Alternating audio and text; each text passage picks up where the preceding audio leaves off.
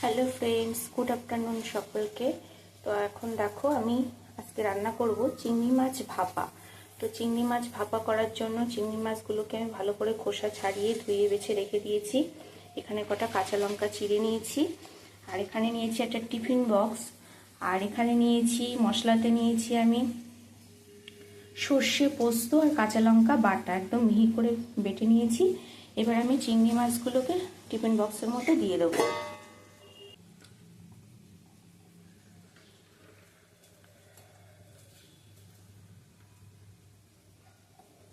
দিয়ে মশলাটা এবার দিয়ে ভালো করে মাখিয়ে নেব। তো দেখো এখানে আমি মশলাটা দিয়ে দিয়েছি চিংড়ি মাছের মধ্যে, আর এর মধ্যে দিয়েছি মশলাটা দিয়েছি যেটা সর্ষে পোস্ত বেটে রেখেছিলাম, আর নুন, হলুদ আর পরিমাণ মতো সর্ষের তেল, আর কাঁচা লঙ্কা, চেরা কাঁচা লঙ্কা দিয়ে দিয়েছি। আর ভালো করে এটা মাখিয়ে নেব।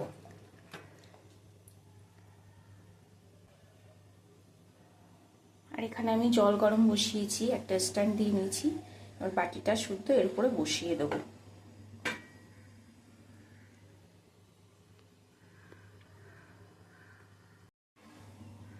তো দেখো টিফিন বক্সের মুখ আটকে আমি কড়াইয়ের মধ্যে বাটিটা শুদ্ধ বসিয়ে দিয়েছি। এবার এটা আমি ঢাকা দিয়ে দেবো, আর ভাপে একদম অল্প আছে আস্তে আস্তে ভাপে চিংড়ি মাছটা সেদ্ধ হবে। তো দেখো রান্নাটা আমার রেডি হয়ে গেছে। এই হয়েছে চিংড়ি মাছ ভাপা।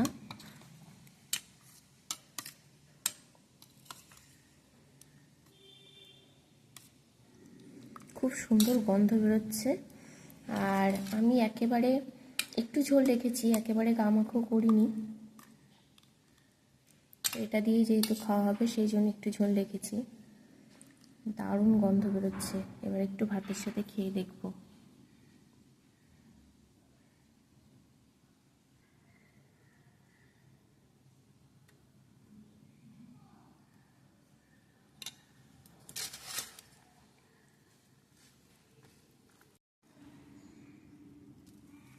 লঙ্কাটা এইভাবে ডলে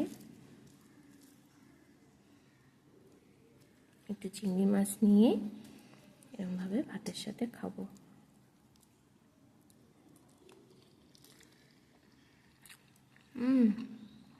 দারুণ হয়েছে,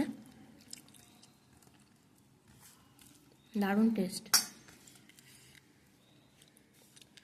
আমার একটু নুন বেশি লাগে খেতে, তরকারিতে একটু নুন কম দিই, যেহেতু আমি প্রচণ্ড নুন খাই তো নুনে পুড়ে যাবে, ওই জন্য ভাতের সাথে মেখে নিই নুন।